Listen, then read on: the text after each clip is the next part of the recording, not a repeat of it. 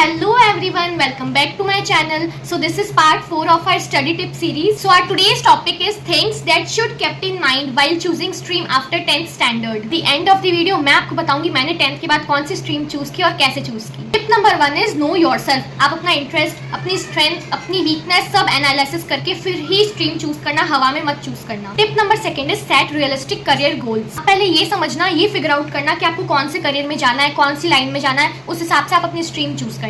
Tip number 3 is don't follow the crowd. कभी भी भीड़ को फॉलो मत करना. ऐसा मत सोचना कि मेरी फ्रेंड ने ये स्ट्रीम चूज की है या मेरे कोई रिलेटिव ने ये स्ट्रीम चूज की है तो मैं भी वही स्ट्रीम चूज करूँ, मैं भी वही सब्जेक्ट लूँ. देखो, आपका इंटरेस्ट अलग है, उसका अलग है. अगर आपने किसी की देखा देखी में चूज किया तो इसका आफ्टरमैथ यही होगा कि आप पछताओगे. इसलिए अच्छा यही होगा कि आप खुद चूज करो, खुद अपना दिमाग लगाओ और खुद अपने इंटरेस्ट के हिसाब से चूज करो. Tip number 4 is talk to your parents. बहुत बार ऐसा होगा कि आपके और आपके पेरेंट्स के डिफरेंट ओपिनियंस होंगे. वो कुछ और चाहेंगे, आप कुछ और चाहोगे. तो इसमें आपको 2 बातें ध्यान में रखनी है. पहली, आप खुद क्लियर हो जाओ. आप खुद क्लियर नहीं होगे आपको क्या चाहिए, आपको कौन सा सब्जेक्ट चाहिए, आपका क्या करियर है, आप क्या चाहते हो, तो आप अपने पेरेंट्स को कैसे समझाओगे. और दूसरी चीज, आप खुद क्लियर हो गए तो जाके उनसे बात करो, उनको बैठ के समझाओ कि मैं ये चाहता हूँ. और सीरियस होके, ऐसा नहीं है कि हवा में आपको बात करनी है, क्योंकि करियर एक बहुत बड़ी चीज होती है तो उसको ऐसे नहीं लेना है. खुद सोचो, अगर आपके पेरेंट्स को लगा कि आप अपने करियर को लेकर सीरियस और क्लियर नहीं हो तो ऑब्वियसली वो आपको वही सब्जेक्ट चूज करवाएंगे जो उनको लगता है कि मेरे बेटे या मेरी बेटी के लिए सबसे बेस्ट है. टिप नंबर 5 इज अपने टीचर्स से बात करो. अगर आपकी लाइफ में कोई ऐसा टीचर है जो आपको लगता है कि ये मुझे गाइड कर सकते हैं या ये मुझे समझते हैं, जिससे आप फ्रीली होकर बात कर सकते हो,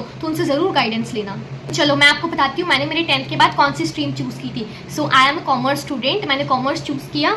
कॉमर्स चूज करने के पीछे ऐसा कोई बड़ा रीजन नहीं था. मैंने कॉमर्स इसलिए चूज किया because I choose law as a career. Law में ऐसा कुछ नहीं है कि आप कोई एक पर्टिकुलर स्ट्रीम से LLB कर सकते हो. आप कोई भी सब्जेक्ट लो, आप LLB तो कर ही सकते हो. तो मैंने क्या किया, मैंने एलिमिनेशन मेथड चूज किया. मैंने एलिमिनेट किया कि जो सब्जेक्ट मुझे नहीं ही लेना है. था साइंस, मैथ्स, साइंस, बायो.